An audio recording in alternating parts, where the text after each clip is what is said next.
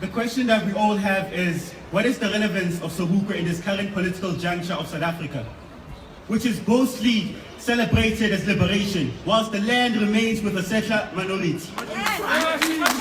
Almost as if he saw the time that we're living in now, Sobukwe, on their departure from the Congress movement, spoke against the captured African leadership.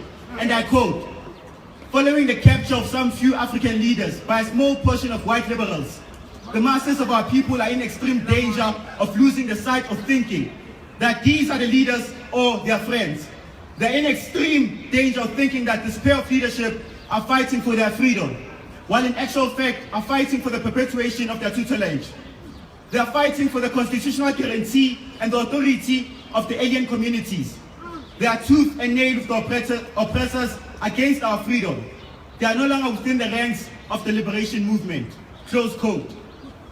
It is this neo-colonial leadership, together with the settler minority, that has been fighting tooth and nail to erase the black conscious and Pan-Africanist voices from the native South African lives.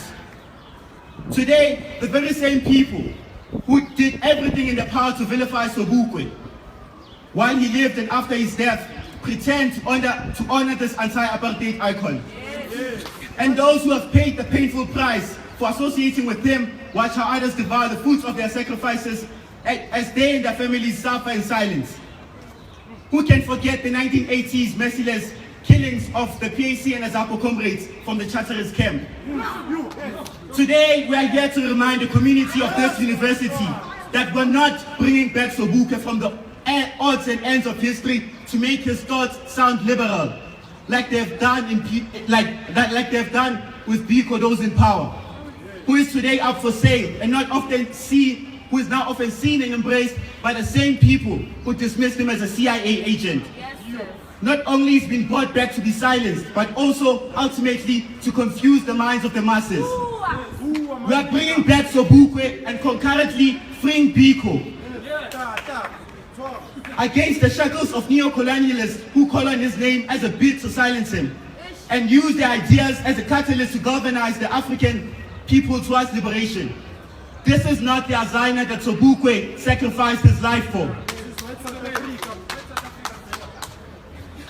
History, as it always does, has taught us that men and women of the stature of Sobukwe cannot be obliterated from history.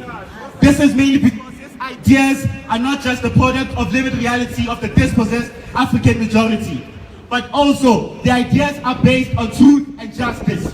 It has not come as a surprise why his ideas resonate eloquently with the fullest generations, whom from the years have been referred to as born frees, are finally breaking away from the Nyaupa politics of 1994. And have rightfully concluded that black inequality, landlessness, and white supremacy cannot be eradicated by the Rainbow Nation approach. In conclusion, on behalf of the thousands who were massacred in the hands of the fascist enemy and in the hands of a neo-colonial regime, APLA forces who are still languishing in South African prisons, and the millions of oppressed, exploited, and dispossessed Azanians, and on behalf of the Pan-African student movement of Azania, we would like to thank them for honoring our invite and to say to them that Sobukwe personally said he will not call off the struggle until the demands are met. Therefore, it remains our revolutionary duty to take the struggle he died for to its logical conclusion.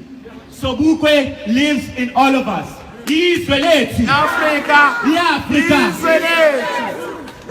Free Africans now!